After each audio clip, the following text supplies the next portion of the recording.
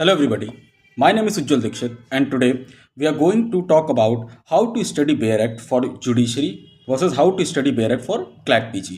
देखो, हम सब लोग जानते हैं कि जुडिशरी के लिए आपको डीप में जाना पड़ेगा, आपको हर वर्ड को पढ़ना पड़ेगा, लेकिन क्लैट पीजी के लिए ऐसा जरूरी नहीं है और पॉसिबल भी नहीं है। क्यों? क्योंकि जुडिशरी में जो सब्जेक्ट्स आते हैं वो इतने नहीं आते जितने क्लैट पीजी में आते हैं। फॉर एग्जांपल, आपको इंटरनेशनल लॉ नहीं पढ़ना पड़ेगा जुडिशरी में, ज़्यादातर जुडिशरीज में, कई कुछ हैं।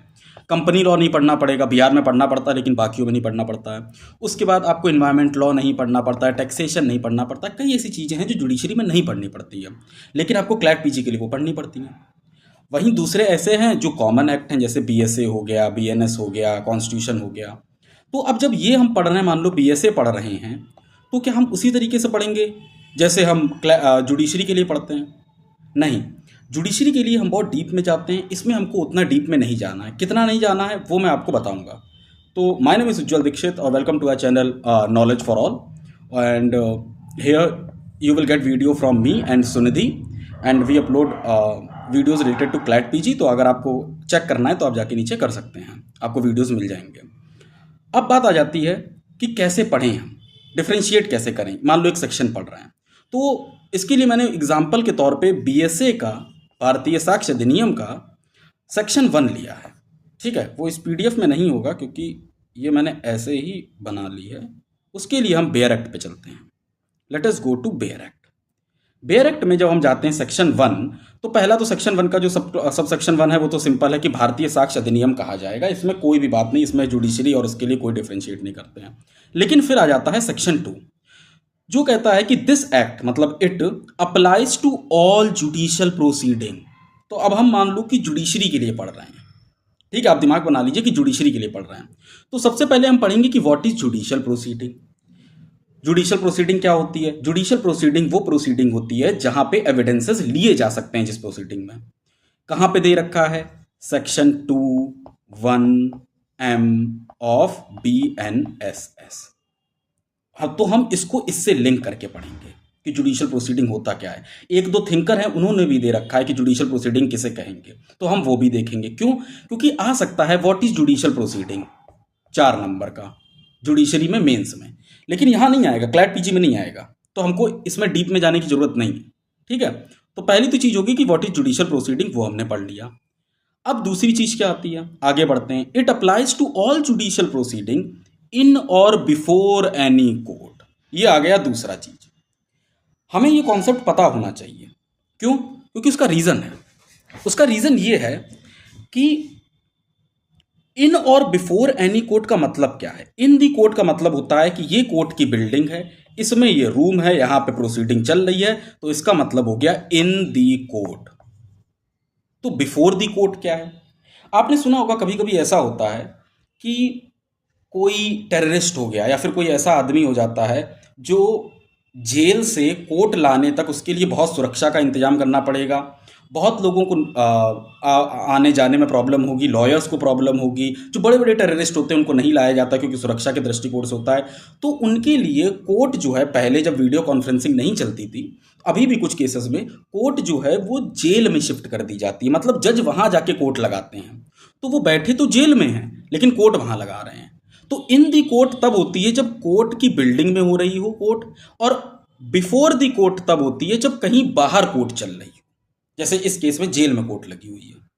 तो ये हो गया इन और बिफोर दी कोर्ट। जुडिशरी के लिए तैयारी कर रहे हैं तो हमको ये भी पता होना चाहिए। उसके बाद including court martial but not to affidavit presented to any court. ये आ गया तीसरी चीज। और इसी के साथ कोर्ट भी देख लेना है कि कोर्ट क्या होता है। ठीक है, कोर्ट भी हमको देख लेना है। अब हो गया, ठीक है। अब तीसरी चीज क्या है? But not to affidavit presented to any court. इसका मतलब क्या है? इसका मतलब है कि इंडियन एविडेंस एक्ट या फिर भारतीय साक्ष्य अधिनियम एविडेंस एक्ट पे वो एफिडेविट्स पे नहीं लगता है।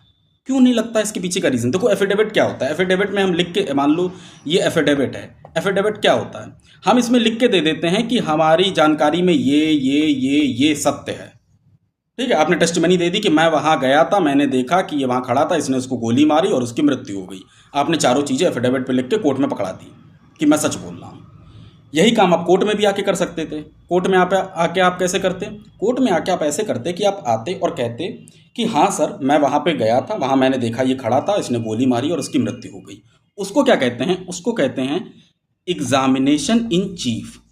देखो, जब भी कोई टेस्टिमनी होती है तो सबसे पहले उसकी चीफ होती है, फिर उसके बाद उसका क्रॉस होता है और फिर उसका री होता है। Chief examination, cross examination, re examination.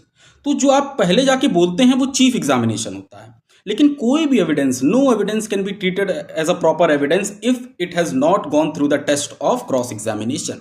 And evidence to stand the test of reliability must go through cross examination. Affidavit में क्या होता है? बस लिख के दे देते हैं, आपका चीफ तो हो गया, लेकिन क्रॉस कहाँ हुआ? क्रॉस में क्या होता है? क्रॉस में सामने वाला वकील आता है एक्यूज्ड का, वो कहता है आप वहां गए कैसे थे? आप तो वहां पे प्रेजेंट थे, आपके तो वहां पे लोकेशन दिखा रही थी। अच्छा, आपने कितनी दूर से देखा था? आपने 2 किलोमीटर से देख लिया कि उसके हाथ में एक नहीं 6 इंच की बंदूक थी, आपने इतनी दूर से देख लिया। तो ये सब क्रॉस एग्जामिनेशन होता है। एफिडेविट में ये नहीं हो पाता है। तो जब एफिडेविट में ये नहीं हो पाता है तो उसको एविडेंस भी नहीं माना जाता है। तो इसलिए एविडेंस एक्ट एफिडेविट पे नहीं लगता है। एक क्वेश्चन आ सकता है मेंस में कि why evidence act does not apply on affidavits. आपको यही लिखना होगा। इसी के साथ इसके 2 एक्सेप्शन लिखने होंगे। इसके एक्सेप्शन भी हैं। कहीं कहीं पे एफिडेविट को माना जाता है एविडेंस, जैसे order 19 rule 1 and 2 of CPC. उसी तरीके से सीआरपीसी में और था सेक्शन, मेरे ख्याल से 279 था सीआरपीसी का। ये हॉर्न पता नहीं क्यों बजाते हैं इंडिया में इतना लोग यार। कोई नहीं होगा रोड पे, लेकिन इनको हॉर्न बजाना है। There should be a fine for this. CrPC में 279 पे ये प्रोविजन है कि कुछ केसेस में एफिडेविट जो हैं वो एविडेंस के तौर पे लिए जा सकते हैं। तो आपको ये एक्सेप्शन भी लिखना होगा जुडिशरी के लिए। ठीक है, तो ये तीसरी चीज हो गई। अब हम आगे बढ़ते हैं। हम लोग जुडिशरी के लिए पढ़ रहे हैं एक सेक्शन, अभी हम बताएंगे कैसे क्लैट पीजी के लिए आपको पढ़ना है। फिर 3 चीज हो गई। चौथी आ गई nor to any proceeding before an arbitrator. मतलब भारतीय साक्ष्य अधिनियम आर्बिट्रेशन पे भी नहीं लगता है। कोई भी प्रोसीडिंग जो आर्बिट्रेटर के सामने हो रही है उस पर नहीं लगेगा इंडियन एविडेंस एक्ट या भारतीय साक्ष्य अधिनियम। क्यों नहीं लगेगा?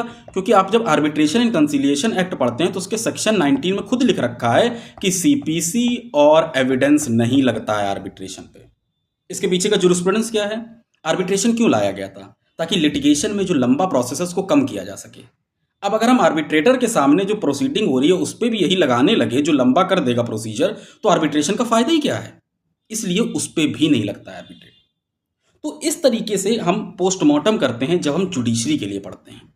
लेकिन अब मान लो कि मुझे क्लैट पीजी के लिए पढ़ना है, तो क्लैट पीजी के लिए क्या पढ़ना है तो बता कैसे करूंगा। It applies to all judicial proceeding. ये जुडिशियल प्रोसीडिंग पे लगता है, इन और बिफोर एनी कोर्ट मुझे नहीं जानना है। 2 चीज़ें इंपॉर्टेंट हैं कि भारतीय साक्ष्य अधिनियम एफिडेविट पे नहीं लगता है और भारतीय साक्ष्य अधिनियम आर्बिट्रेटर पे नहीं लगता है। इतना पढ़ो और बेटा आगे बढ़ो जीवन में। समझे? ज़्यादा डीप में मत जाओ क्योंकि आपको बहुत कवर करना है। आपको जुडिशरी के लिए पढ़ना, मैं बताओ आपको ऐसे से पढ़ा दूंगा ना, कंक्लूसिव प्रूफ, इसी के साथ शेल प्रिजम्पशन में प्रिजम्पशन, इतना तगड़े से पढ़ा सकते हो, इतना कुछ है इसमें। लेकिन आप अगर क्लैट पीजी के लिए ये सब पढ़ने में चले गए तो आप कोर्स ही नहीं कंप्लीट कर पाएंगे। इसलिए फॉर क्लैट पीजी अगर आपने जुडिशरी के लिए पहले से नहीं पढ़ रखा है तो चीज़ों को थोड़ा हल्का रखिए। ठीक है? Okay, thank you.